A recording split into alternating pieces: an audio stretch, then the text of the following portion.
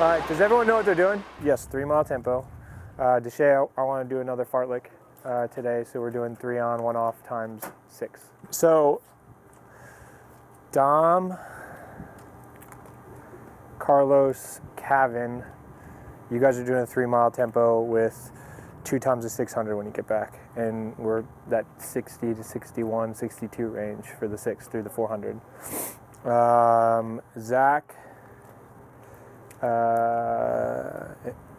Zach, I guess you're the only one doing the 4 miler. We're coming back, we're doing 400s. Actually, why don't you, so since you're not going by yourself, why don't you go with them, just do a 4th mile, and then we'll come back and we'll do the 6s with them. Sound good? I don't know why I thought there was people with you. You 3, Colin and Deal and Jesse, we're doing 3 to 4 times a mile, but we're going to kind of stagger you guys so that we're doing it together, but pace as much as we possibly can with each other. Ladies, Lori just running. Sophie, Autumn, Delaney, and Maria. We're doing a tempo, 3 miles, 4 miles, and coming back and we're doing some 400s on the track. Grace, we're gonna do a broken mile. And you're gonna be solo today. Sound good? Any questions? Get to getting. So we've got a men's 5K group. We've got a group of folks that I call my outdoor folks that probably aren't going to make the indoor roster. So they're doing kind of just general training, just a lot of aerobic stuff, touching on some speed, getting ready for the outdoor season. We've got a men's and women's 800 group, and then we've got a men's and women's 1500 group. All the way through. Smooth and controlled. Let's try to meet in the middle, Morgan. Bridge the gap. Caitlin, bring it back a touch.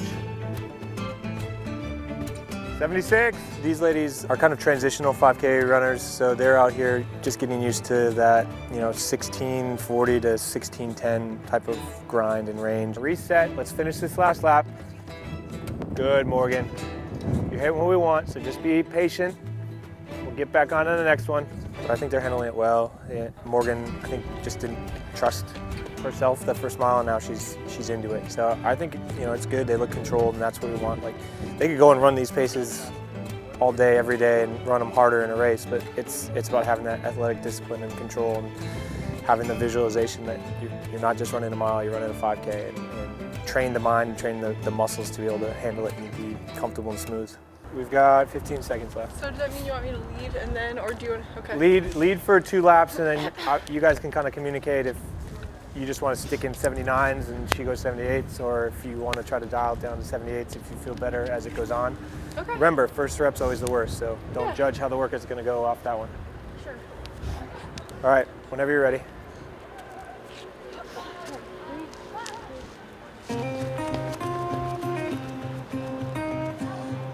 My head was spinning because I literally moved here August 15th and we started practice August 20th to 21st. And so just trying to hit the ground running.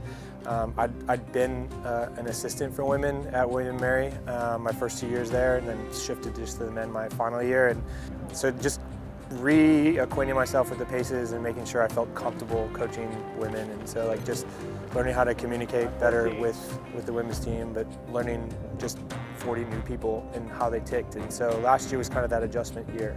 But we made good progress. Cross country was ugly, but we made really good progress in the spring. This fall was a big step forward, especially for our women, going from 22nd in the region to 16th in the country. But we're hoping to just continue that kind of progress. All right. Yep. How we doing? All right, well, let's get through this one, and then we'll talk after this one, after the lap jog after this one. Remember, think 5K, not mile. All right, goal is 78, so if we can get 77 is great, but if we're comfy and methodical in 78s, let's do that. There you go, Caitlin, little by little. Smooth and steady, nice and efficient. So one of the things that I did last year when I first got here is I did have like just big groups together, and it was very strung out and very general. And so I tried to find like the median range for everybody. So I wasn't crushing everyone, but I wasn't the top end people weren't getting necessarily what they needed. And so that was one of the things coming into this year that I really wanted to change. And so it just makes for a busier workout day, but I want to make sure that each eventer in each ability level get the right kind of workout and are progressing the right way. So like I take a lot of pride in making sure that number 1 to number 20 are all moving in the right direction. Reverse lap jog, we're not gonna do another mile, but I want just kind of spin the wheels a little bit, 4 times 150 excels.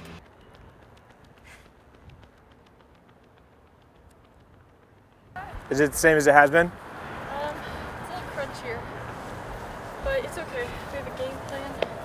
I know, but like, if this is making it worse, I don't want to do it. Yeah, I think I might cut it. Just cut it. Yep, I'm good with that. Thanks, Coach. Yep, good job today. Remember, today is the day that I wanted it to be challenging. Like I want basically everyone who comes into today who's doing the 1500 or 5K workout, like I want you guys to be like, oh crap, I don't know if I can do it. Because then once you get through it, you know you can do it. Yeah. And that's what the goal was today. And I thought you executed well. You just did, we got to get you trusted on that first one first.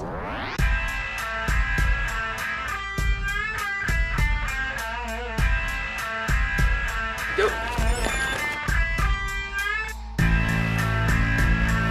What's something you're learning now as a coach that you wish you would have known as an athlete when your coach was coaching you?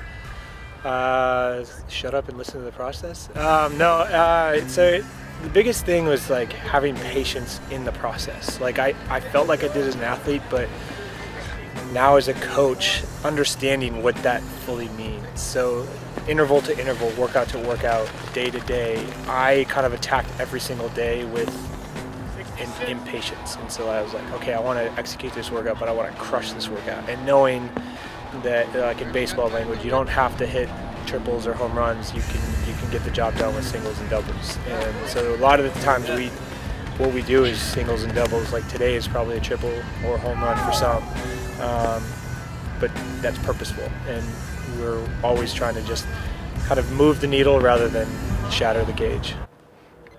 I thought overall we did really well. Like today's actually one of the first days in the last year that we really kind of like hit the button.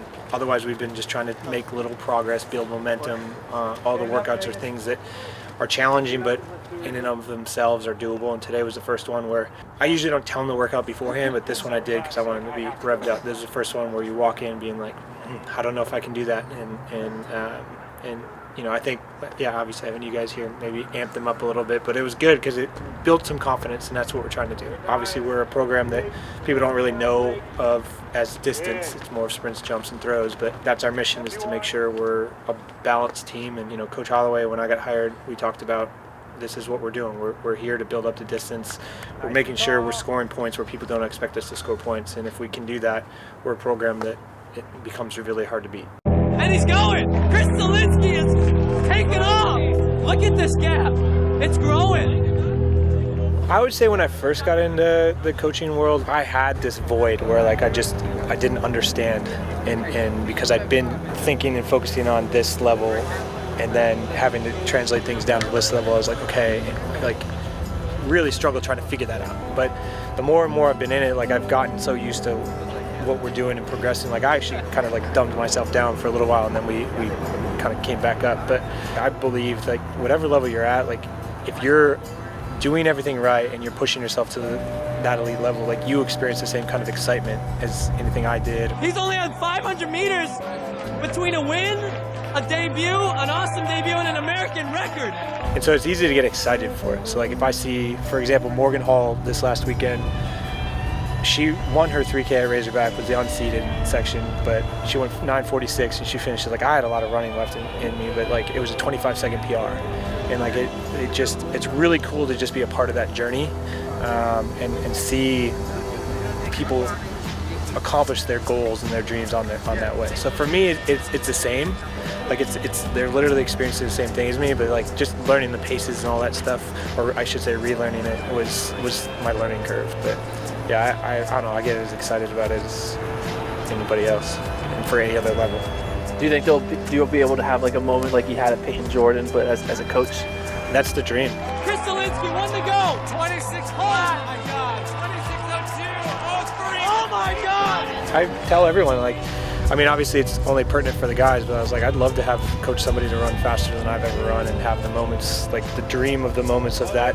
You don't expect it, and it's all of a sudden an elite type of performance, and it came out of nowhere. He might break 27 minutes. Come on, Chris. Here we go. Oh my God. Chris Solinsky, 26:59. Those are rare, and they're really cool. And you know, I was obviously lucky enough to experience that, but I wish I could have 10, 20, 30, 100 athletes experience that. And if I did, then I feel like I'd be doing a good job as a coach.